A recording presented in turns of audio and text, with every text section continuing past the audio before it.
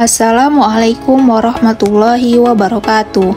Kami dari kelompok 4 ingin mempresentasikan hasil diskusi kelompok kami yang berjudul menulis tujuan pembelajaran khusus. Adapun yang akan dibahas dalam makalah kami ini yaitu pengertian menulis tujuan pembelajaran khusus, pengertian tujuan pembelajaran khusus, perbedaan tujuan pembelajaran umum dengan tujuan pembelajaran khusus, tujuan instruksional atau pembelajaran khusus, menulis tujuan instruksional atau pembelajaran khusus, serta komponen-komponen sistem pembelajaran khusus. Sebelum kita mengetahui bagaimana cara menulis tujuan pembelajaran khusus, tentunya kita harus mengetahui apa makna dari menulis tujuan pembelajaran khusus tersebut. Adapun menulis tujuan pembelajaran khusus adalah proses merumuskan pernyataan yang jelas, spesifik, dan terukur tentang hasil belajar yang diharapkan dari siswa setelah mengikuti suatu kegiatan pembelajaran. Tujuan ini memberikan arah dan fokus dalam proses pengajaran serta membantu dalam merancang strategi evaluasi yang sesuai. Menulis tujuan pembelajaran khusus adalah langkah penting dalam proses pendidikan yang membantu guru merencanakan pengajaran secara efektif dan mengevaluasi pencapaian siswa.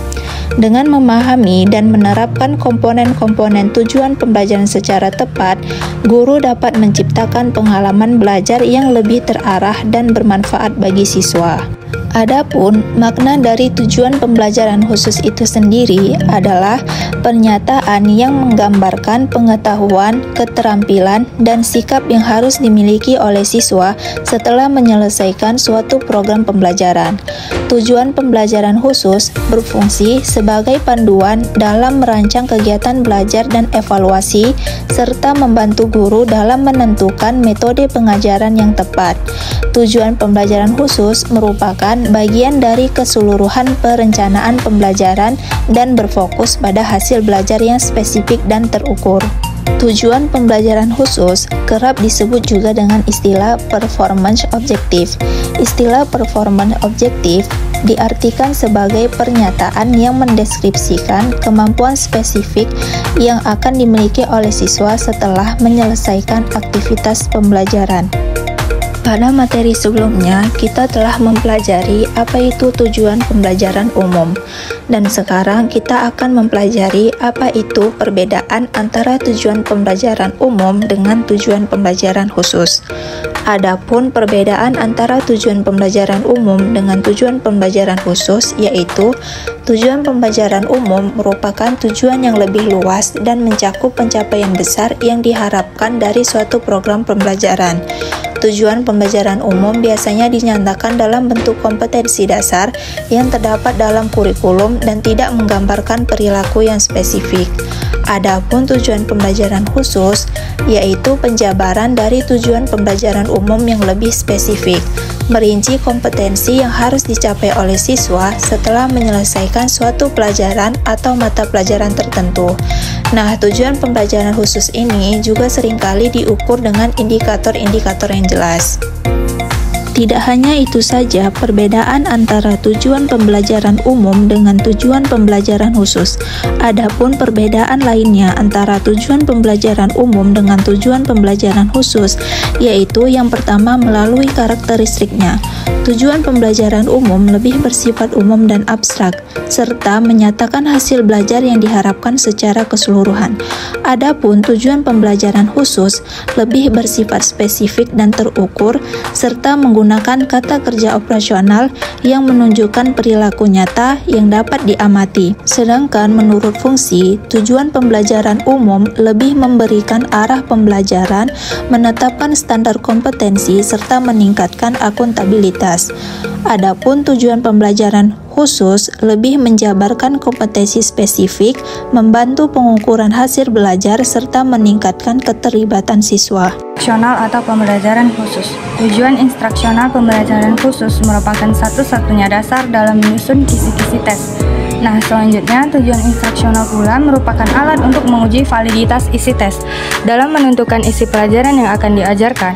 Pengembangan instruksional merumuskan berdasarkan perilaku yang terdapat dalam tujuan instruksional pembelajaran khusus. Nah, apa sih tujuan instruksional khusus itu?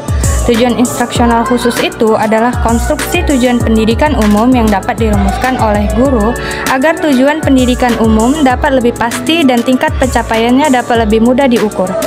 Program ini juga erat kaitannya dengan tujuan pelatihan lembaga pendidikan karena program tersebut merupakan standar dalam proses pembelajaran mengajar di kelas. Melalui proses ini, peserta didik diharapkan menjadi individu yang termotivasi, positif, kreatif, dan religius. Tujuan instruksional ini juga menjadi arah bagi proses pengembangan instruksional karena di dalamnya tercantum rumusan pengetahuan, keterampilan, dan sikap yang akan dicapai mahasiswa pada akhir proses instruksional. Keberhasilan mahasiswa dalam mencapai tujuan tersebut merupakan ukuran keberhasilan sistem instruksional yang akan diajarkan oleh pengajar. Tujuan instruksional khusus ini pula dia merupakan titik awal yang sebenarnya dari proses desain pendidikan, sedangkan proses sebelumnya merupakan langkah-langkah awal untuk menghasilkan tujuan instruksional khusus. Nah, dari tujuan pendidikan yang baik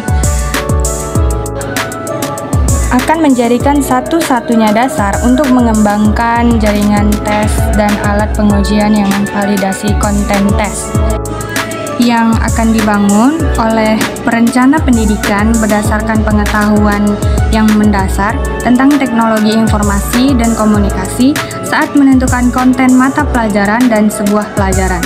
Dengan kata lain, ini juga bisa disebutkan bahwa isi pelajaran disesuaikan dengan apa yang ingin dicapai. Selanjutnya ialah menulis tujuan instruksional atau pembelajaran khusus. Nah, hal ini dapat dilakukan dengan menggunakan dua cara bentuk, yaitu bentuk marger dan bentuk ABCD. Yang pertama ada bentuk marger.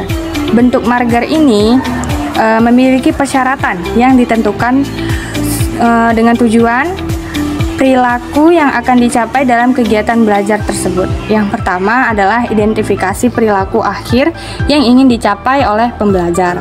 Yang kedua, kita cari tahu dulu nih dalam kondisi bagaimana tingkah laku tersebut bisa dicapai. Kemudian, buat kriteria khusus untuk perilaku ini supaya bisa diterima dengan baik gitu. Nah, dari yang sudah saya jelaskan tadi, itu merupakan kombinasi untuk menentukan tujuan tersebut apakah dapat terbentuk dengan menentukan bagaimana siswa itu harus berbuat apa, kondisinya, dan bagaimana mereka melakukannya.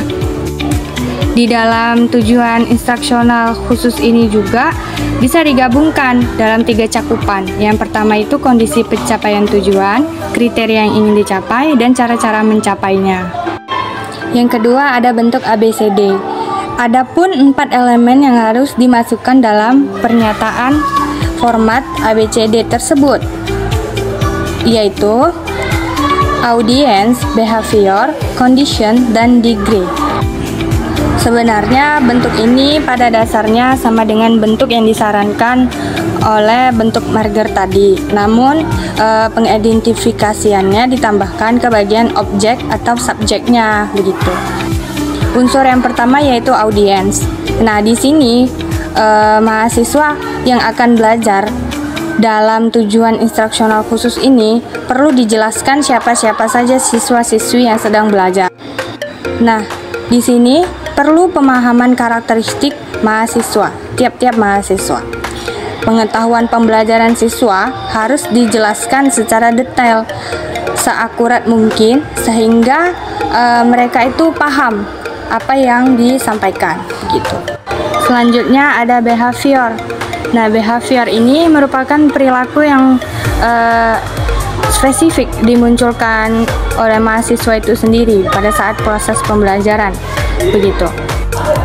Maksudnya di sini bagaimana cara dia menanggapinya ataupun sikapnya bagaimana seperti itu.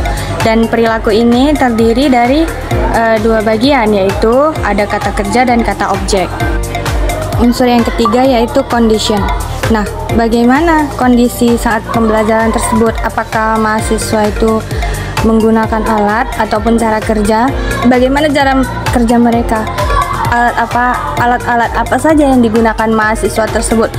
untuk mengikuti tes saat belajar, apakah taat atau tidak dengan aturan. Kemudian unsur degree. Degree adalah tingkat keberhasilan mahasiswa untuk mencapai perilaku tersebut. Apakah tingkat keberhasilannya bisa ditunjukkan dengan penampilan dan sikap yang baik?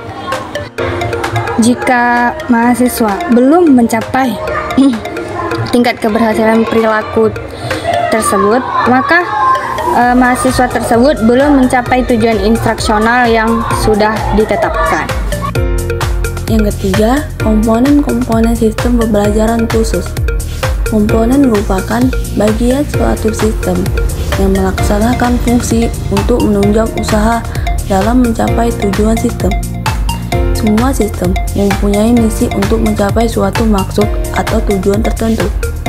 Untuk itu, diperlukan suatu proses yang mengubah masukan atau disebut input menjadi hasil atau disebut output. Suatu proses yang dilakukan oleh pendidik diharapkan secara tidak sadar dapat mengubah perilaku atau tingkah laku peserta didik, sehingga pendidik memiliki peran yang sangat penting untuk mencapai suatu hasil yang maksimal. Dalam hal ini, terdapat dua pendapat mengenai komponen-komponen sistem pelajaran khusus, yaitu pendapat pertama menurut Suwarmah DKK bahwa dalam sistem pembelajaran terdapat komponen input, proses, dan output. Yang pertama, komponen input atau masukan, yaitu dapat berupa peserta didik, materi, metode, alat media pembelajaran, perangkat-perangkat pembelajaran yang lain termasuk persiapan atau perencanaan pembelajaran. Yang kedua, komponen proses. Komponen proses yaitu dapat berupa tempat atau beraktivitas berinteraksinya berbagai input, baik raw input, masukan peserta didik, instrumental input, masukan berupa alat-alat termasuk pendidik dan kurikulum, maupun environmental input, masukan lingkungan fisik maupun non-fisik. Yang ketiga, komponen output atau disebut luaran yang menjadi cerminan langsung maupun tidak langsung dari proses pembelajaran yang berlangsung, yang dapat berupa prestasi belajar, perubahan sikap dan perilaku, skor atau nilai penguasaan materi suatu mata pelajaran dan sebagainya. Sedangkan pendapat kedua menurut Mina Sanjaya bahwa komponen-komponen sistem pembelajaran dapat dibagi menjadi 5 bagian, yaitu yang pertama tujuan, 2 materi pembelajaran, 3 metode pembelajaran, yang keempat media, yang kelima evaluasi. Yang pertama tujuan. Tujuan merupakan komponen yang penting dalam sistem pembelajaran yang menjadi arah dalam langkah yang disesuaikan dengan standar isi kurikulum yang berlaku pada setiap suatu pendidikan yang berlaku pada setiap satuan pendidikan. Yang kedua, materi pelajaran. Materi atau isi pelajaran merupakan hak inti dalam proses pembelajaran yang akan disampaikan kepada peserta didik. Yang ketiga, metode pembelajaran. Metode atau strategi pembelajaran merupakan komponen yang sangat menentukan keberhasilan pencapaian tujuan, karena bagaimanapun lengkap dan jelasnya komponen lain dengan tanpa dapat diimplementasikan melalui metode atau strategi yang tepat, maka komponen-komponen lain tidak akan memiliki makna dalam proses pencapaian tujuan. Yang keempat, media. Media merupakan alat bantu yang memiliki peran penting dalam pemanfaatan sumber belajar.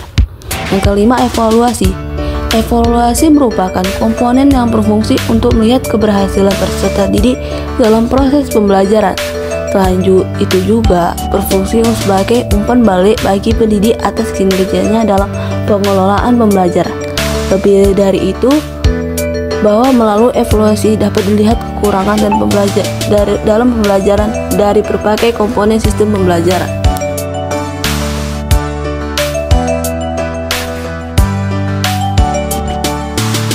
Sekian presentasi dari kelompok kami. Apabila ada kekurangan dalam pengucapan ataupun perkataan, kami memohon maaf. Billahi taufiq wa hidayah. Wassalamualaikum warahmatullahi wabarakatuh.